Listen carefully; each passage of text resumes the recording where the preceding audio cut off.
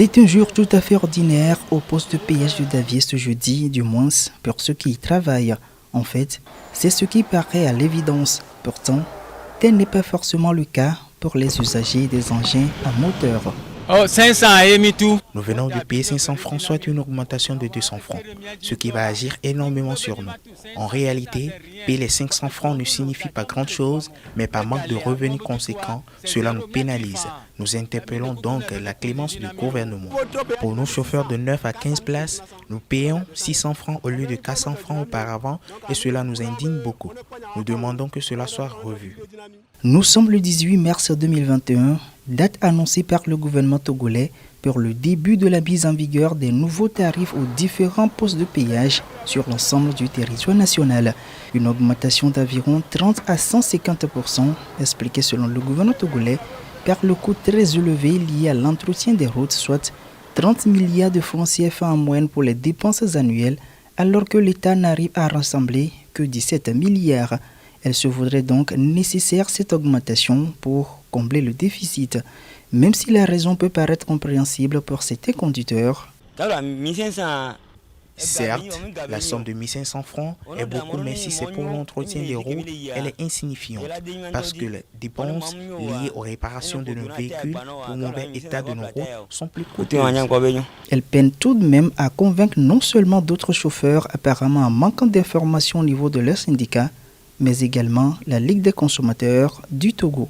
Nous sommes complètement dans le flou avec nos responsables syndicaux qui ne nous donnent aucune information nécessaire. Nous sommes livrés à nous-mêmes. En toute réalité, il faut dire que les dernières augmentations complices avec certaines organisations syndicales est un péché originel. Dire qu'on a besoin de fonds supplémentaires pour l'entretien des routes, donc par conséquent, il faut augmenter les frais de péage. Je me suis posé la question, est-ce que ceux qui sont des complices savent ce qu'ils sont en train de faire comme acte?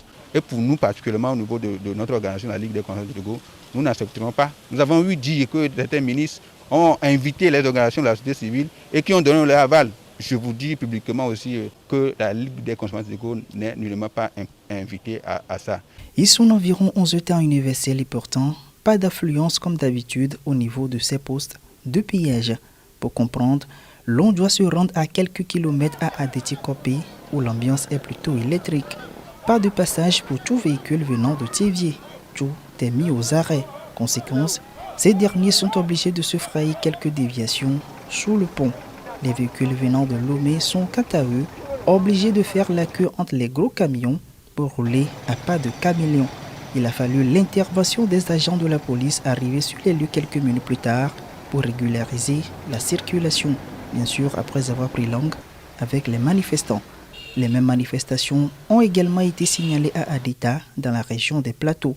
Il faut noter que cette révision des tarifs aux postes de péage a été décidée en Conseil des ministres depuis décembre 2020, soit 15 ans après le dernier réajustement. Cette fois, elle prend en compte les motos qui doivent payer 50 francs et les tricycles 100 francs CFA.